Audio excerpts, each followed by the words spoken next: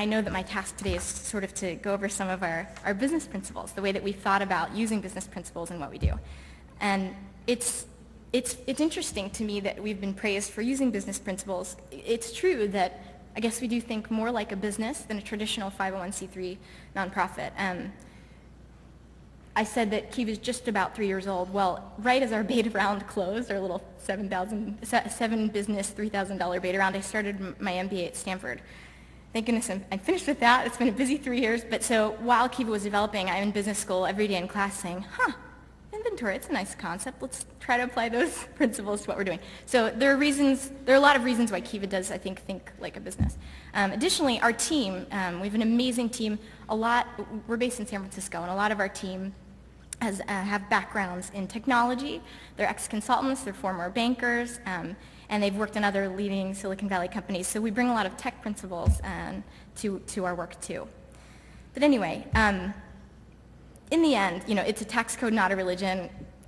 We try to use whatever principles kind of help us get our work done the most efficiently and effectively ways possible.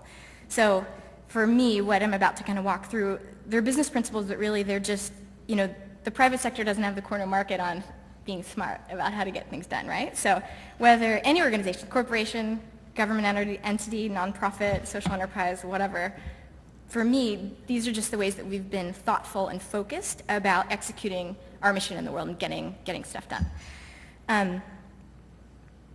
These are our best answers to really the tough questions that we faced as we've grown over the last few years as a rapidly growing technology-based, socially focused organization. So, I also wanted to say one other thing.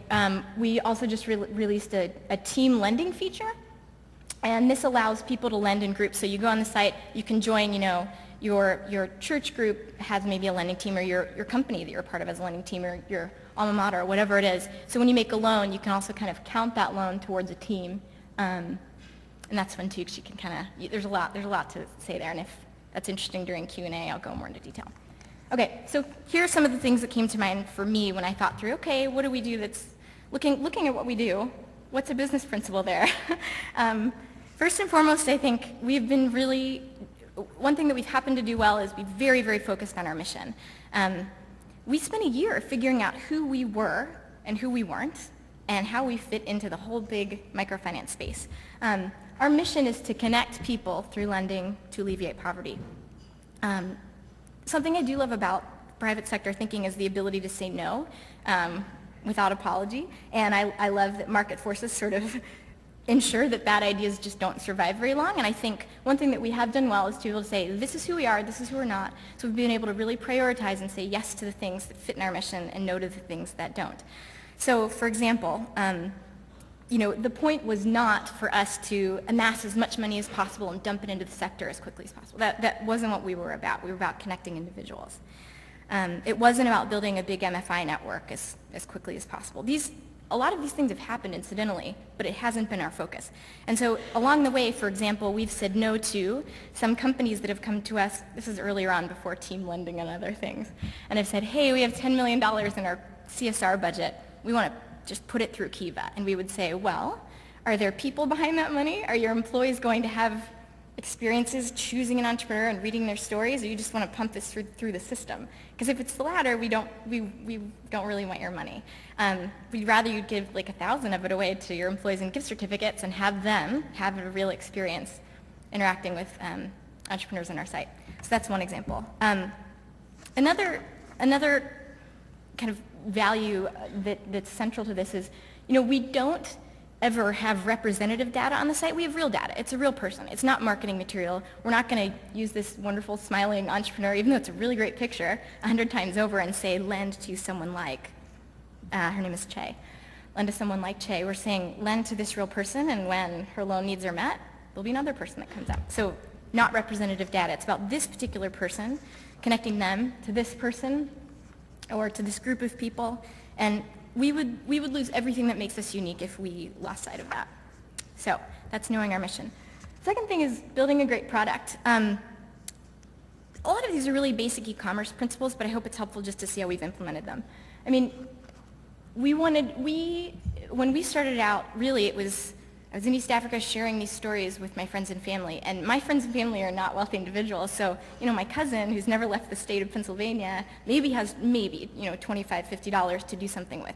So we were thinking about the people that we knew as our customers, and wanted to build something that was easy for them. So we show you exactly what's going on. We make sure that this is a relationship based on the principles that we believe in, which is dignity and strength and empowerment, not, there's this poor person that needs my help.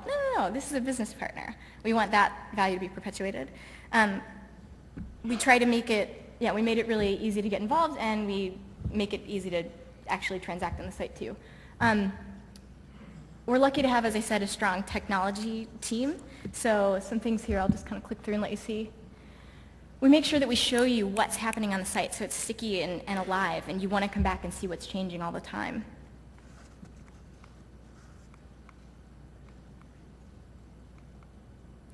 And also, as I mentioned, we really believe in allowing people to have self-expression on this page and to own what they're doing. So I'll go into this more in a minute, but just to point out some of the things happening there. One argument we heard a lot in the beginning was, hey, people either want to donate or they want to invest. What are you guys talking about with this charitable loan thing, this zero interest lending thing? There's not a market for that. But this was incorrect. There is a space for social lending, for charitably minded, sustainable involvement financially.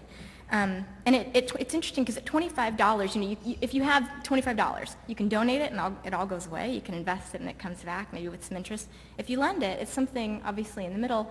But at $25, do you really care about making interest on that money? And do you really care about a tax write-off? Probably not. So there actually really was a very rich space for this to evolve in. Okay. Lenders aren't our only customers. We also have tried to design a great project for our MFI partners. So this is a really old screenshot, but we made it a very, very simple user interface. We give our MFI partners as much technology as we possibly can get donated to us. We pass along cameras and computers and whatever else we have.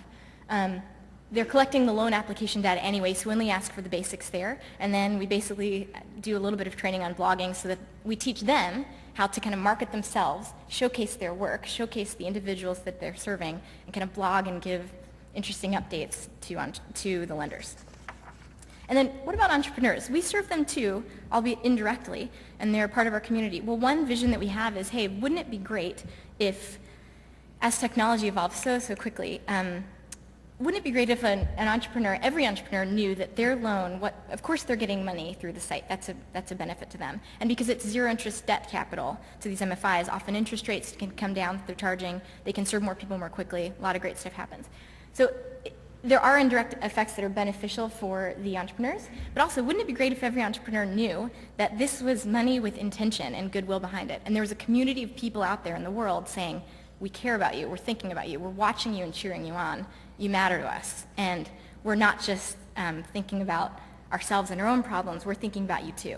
And by the way, wouldn't it be great if not only is it the U.S. and developed countries lending to developing countries, what if it's, we have Mexicans lending to other Mexicans. We do have, people in Nebraska lending to people in Uganda, but it's just a legal issue. We're working it out. Wouldn't it be great if someday, very, very soon, we could have a Ugandan lending to the farmer in Nebraska that's come on hard times? That is the end game, and that's something we're really excited about, changing the way people think about their role in the world and who they are. Are they on one side or the other, or are there really no sides, and we're all kind of doing this together? And everybody can be empowered at different times, depending on how things are going for them on a site like this.